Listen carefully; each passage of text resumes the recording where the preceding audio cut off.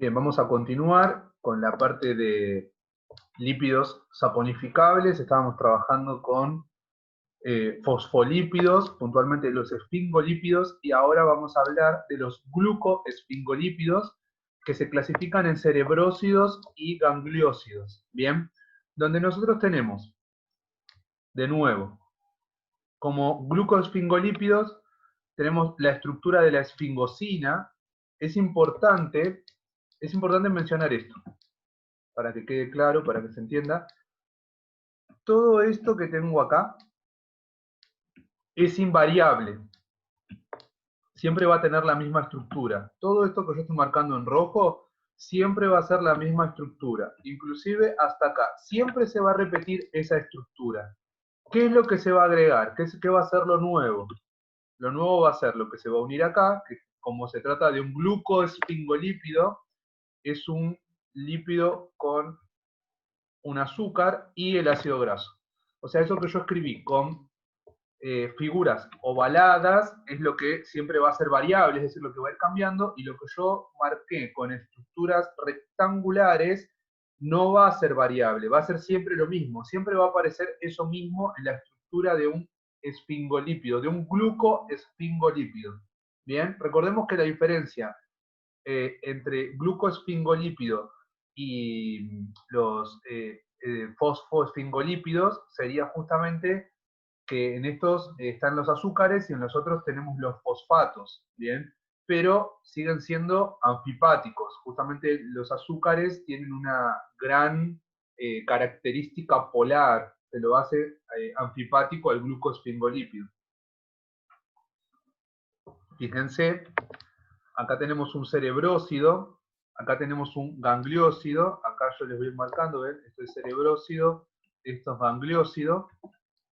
¿Qué diferencias se encuentran entre uno y el otro? ¿Qué diferencias hay entre un cerebrósido y un gangliósido? Ahí está la pregunta planteada. Digo, yo les doy, vamos a suponer que en el trabajo yo les muestro estas dos estructuras y les digo, bueno, escriba a qué grupo pertenecen.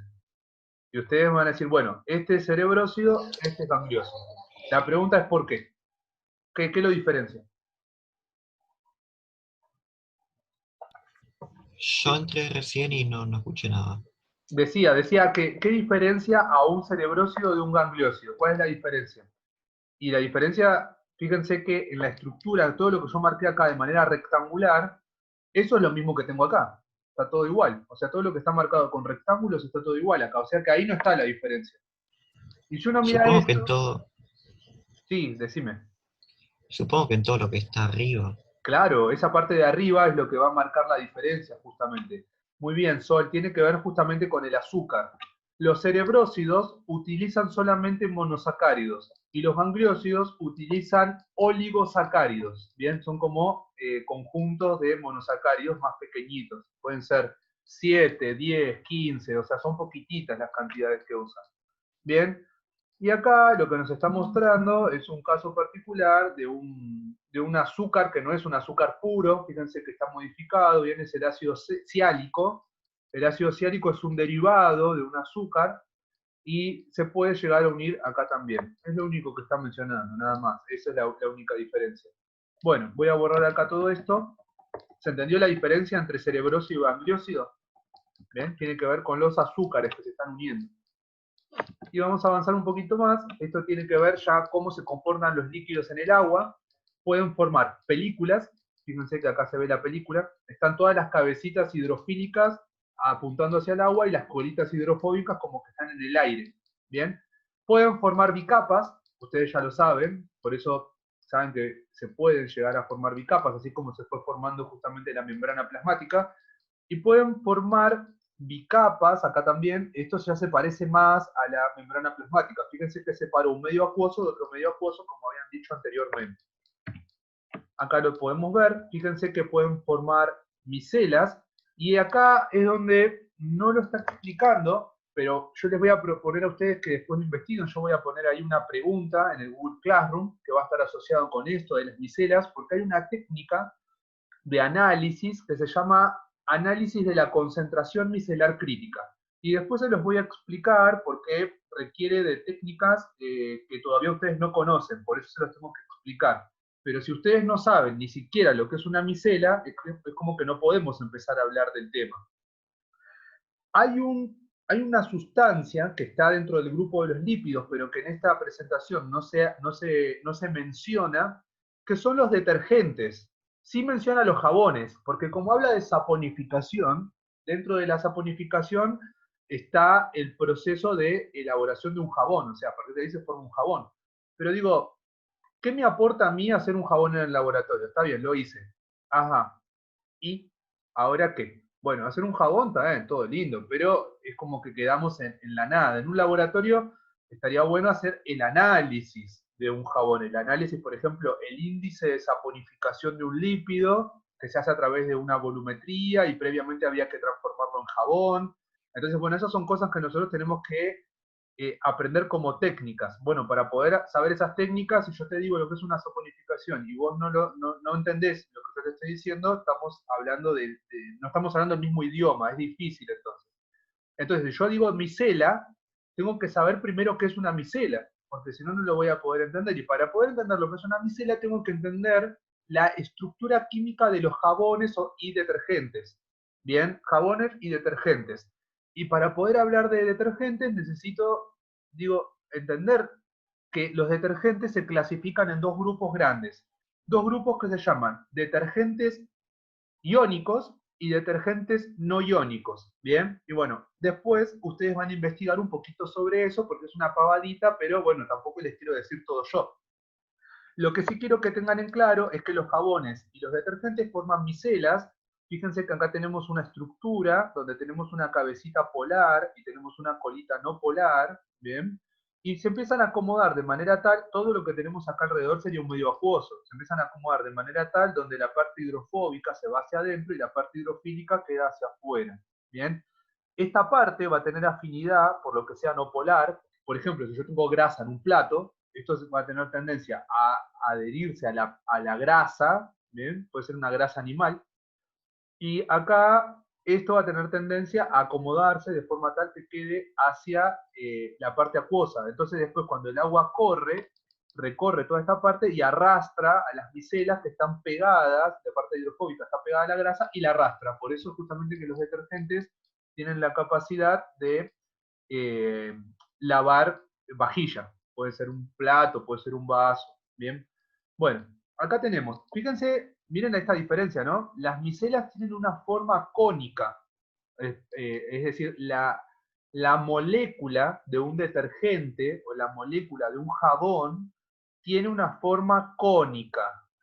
La molécula de un fosfoglicérido, de un esfingolípido, de un glucoesfingolípido.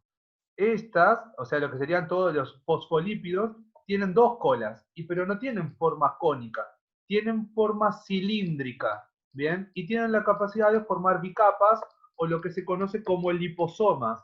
Los liposomas son acumulamiento de lípidos prácticamente, porque fíjense que todos estos son lípidos, y están en nuestro cuerpo a través de los adipocitos. Bien, ahora nosotros lo habíamos mencionado en los videos anteriores, esto se acumula generalmente en el abdomen, en nosotros los varones, en las chicas en las caderas, y están asociados a una célula que se llama adipocitos.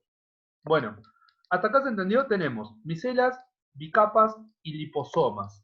Bien, fíjense que un liposoma no es lo mismo que una bicapa.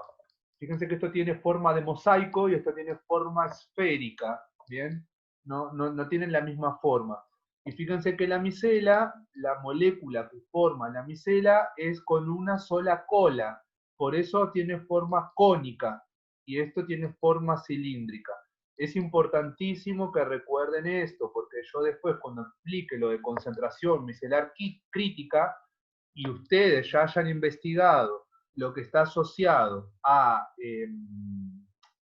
justamente detergentes iónicos y no iónicos, voy a hacer preguntas para pensar en función de esto. Así que no lo subestimen el tema, porque es una pavadita, pero no hay que subestimarlo, hay que tenerle respeto y nada, aprenderlo, nada más. Vamos a pasar a los lípidos insaponificables, que ya es el último tema, con esto vamos a ir ya finalizando.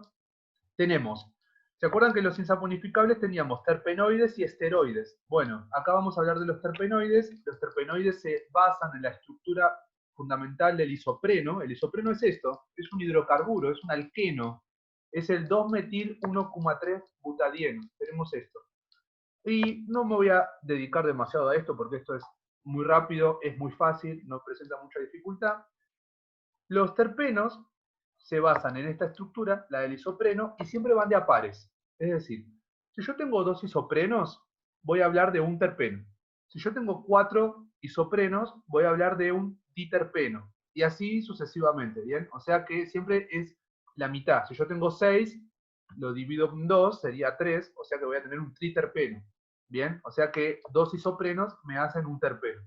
Ahora, ¿cuáles son las funciones? Son muchas, no se tienen que saber todas de memoria, pero necesitaría que fundamentalmente recuerden de que los terpenoides están asociados, por ejemplo, con los colores, los olores y los sabores que tienen muchas veces frutas o plantas directamente.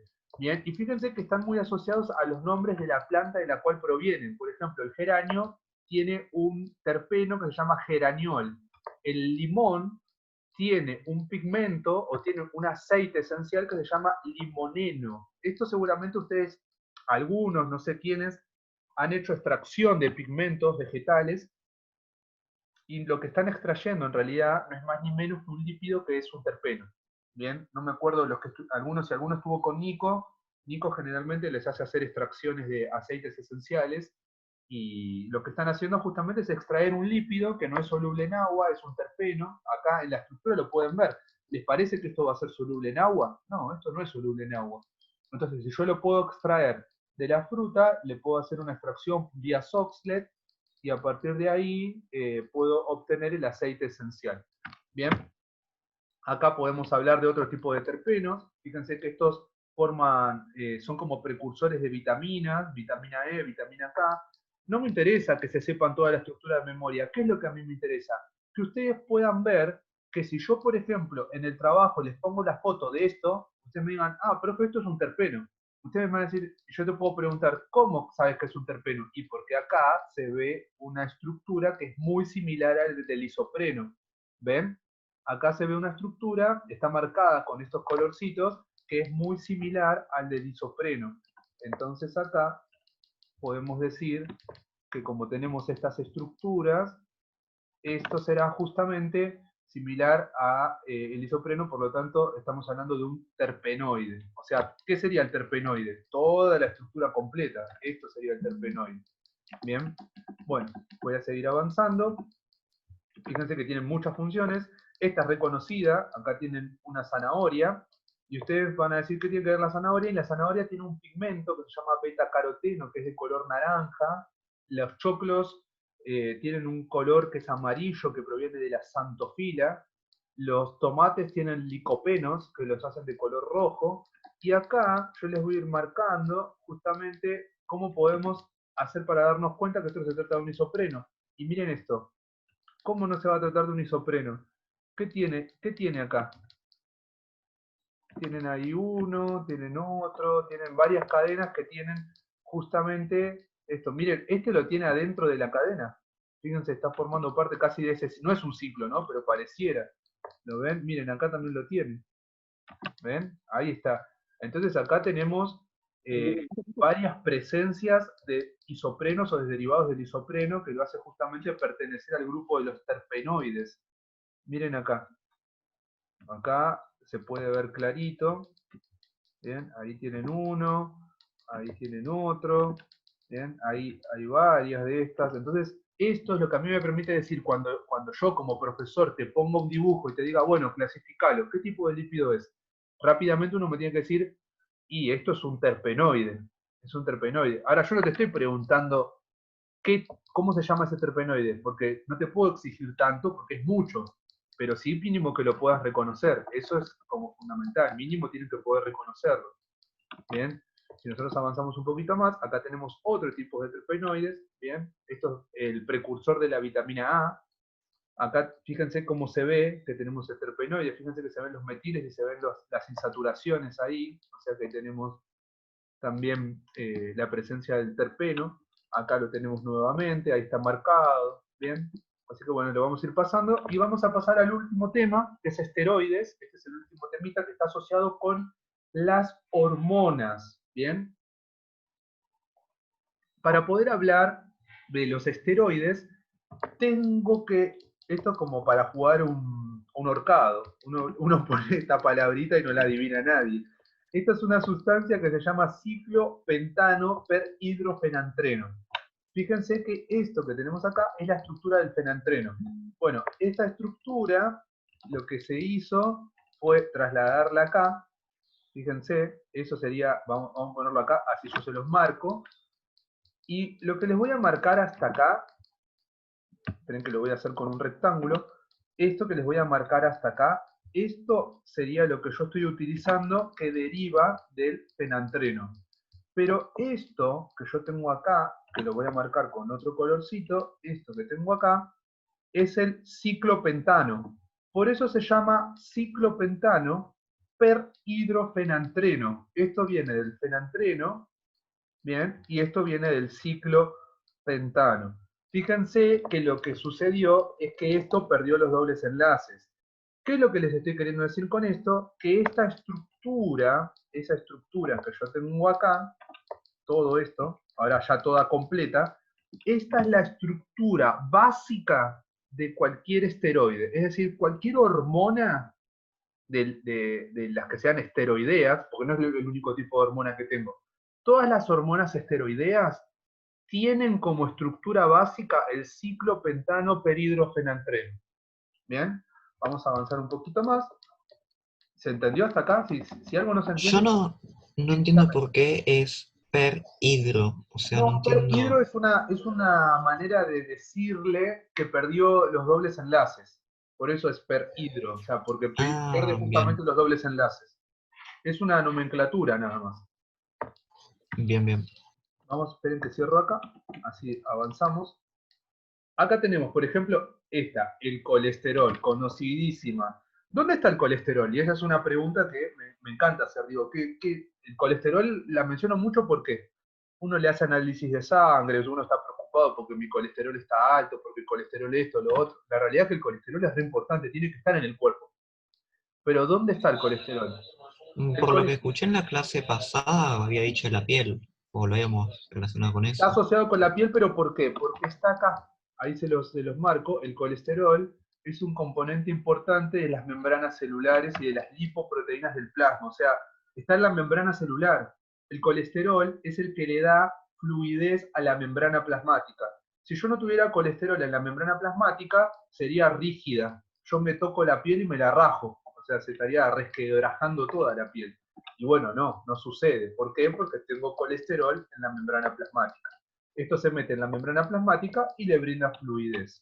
Fíjense, ¿quién está acá? El protagonista principal de lo que estamos explicando, que es el ciclopentano per hidrofenantreno. Ahí lo tenemos. Ahí yo se los marqué. Ahora ustedes me van a decir, bueno, profe, pero ¿y todo el resto, esas cosas largas que salen ahí, que aparecen? Eso no te interesa. ¿Por qué? Porque eso justamente va a ser lo que le va a dar la característica a la sustancia, pero que esta sustancia tiene una estructura básica que está soportada justamente en esto, en el ciclopentano perhidrofenantreno, en esto que tengo acá. Por eso es un esteroide. Por eso es un lípido esteroideo. ¿Bien?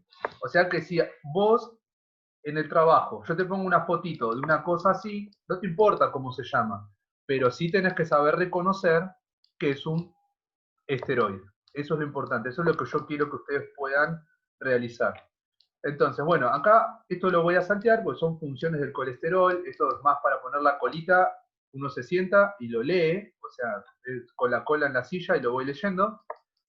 Acá les va a decir para qué sirven, cómo es que se aplican, y fíjense, ¿dónde tenemos, eh, ¿dónde tenemos más hormonas? Bueno, tenemos acá tenemos otros esteroides. Acá tenemos otros esteroides, fíjense, ¿no se parece al ciclopentano perhidrofenantreno? Fíjense, acá tenemos todo esto, tenemos los tres hexágonos, tenemos un pentágono, tenemos los tres hexágonos y tenemos un pentágono, o sea que esto es un esteroide. Ahí lo podemos ver. ¿Queda claro? Ahí se puede ver clarito. Ahí tenemos justamente un esteroide. Dice que se llama ácido biliar. ¿Dónde está la función ácida? Esto dice ácido glicocólico. ¿Dónde está la función ácida? Bueno, la función ácida la tenemos acá.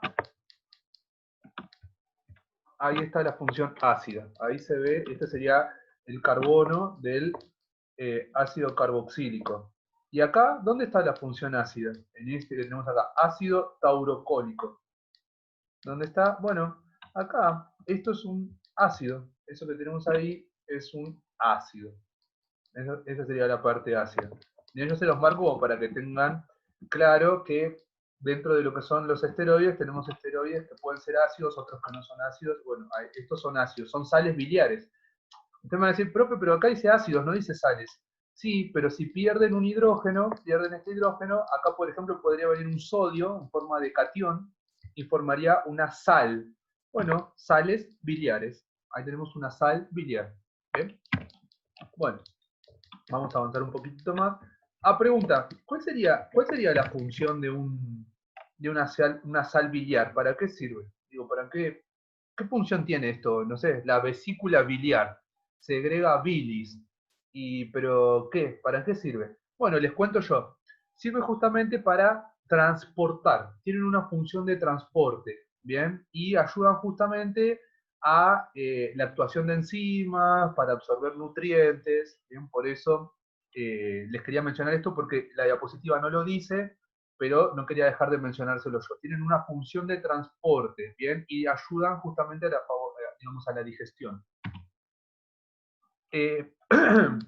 Acá tenemos, favorecen justamente muchos de los esteroides, hormonas esteroideas, al desarrollo correcto, adecuado de chicos, por ejemplo en la formación de vitamina D.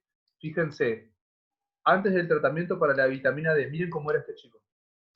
Y fíjense, 14 meses después del tratamiento con vitamina D, digamos que tiene que ver con que seguramente este nene no podía segregar la hormona que favorecía a algo de su desarrollo, y fíjense cómo cambió de un año para otro, digamos, ¿no? Porque 14 meses serían un poquito más de un año. Fíjense que esto dice, el aporte en la dieta sintetizan la piel de los animales a partir del precursor tal, mediante reacciones provocadas por la exposición del sol. Bueno, este nene no lo tenía, no podía justamente producir vitamina D. Bueno, sin vitamina D, con vitamina D. Y acá tenemos justamente cómo se forma. Fíjense que es un esteroide. Es un esteroide que deriva del ciclopentano perhidrogenantreno. Bueno, acá tenemos las hormonas sexuales. Las hormonas sexuales son todas esteroideas. Acá tenemos testosterona, estradiol, cortisol, aldosterona. Bien, bueno, todas estas, fíjense que tienen algo parecido a lo que sería el ciclopentano perhidrogenantreno. Está acá en todos lados. Y no tenemos más nada para decir, porque con esto se terminó la cuestión de lípidos. Estamos hasta acá.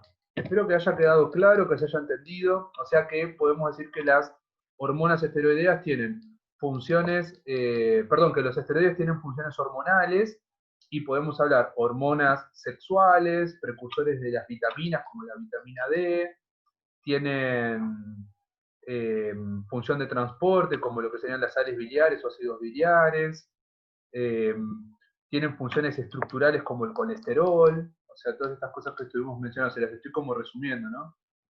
Y acá tenemos la cuestión de los terpenos, que eran aceites, también precursores de vitaminas, tenían que ver con los olores, bueno, todas estas cosas que estuvimos mencionando. ¿Estamos hasta acá? ¿Quedó claro? ¿Se entendió el tema? Porque con esto se terminó todo el lípido, se terminó toda la cuestión teórica de lípidos. ¿Estamos bien hasta acá? ¿Todo quedó claro? ¿Se entendió? Yo al menos sí. ¿Sí? Por ahí tengo un par de dudas con la clase pasada porque nada, no pude estar y cuando entré a YouTube por ahí explicaba algo en el papel y no se puede ampliar. Sí. Bien, esperen un Entonces segundito nada. que voy a dejar de grabar, así ya lo dejamos corto.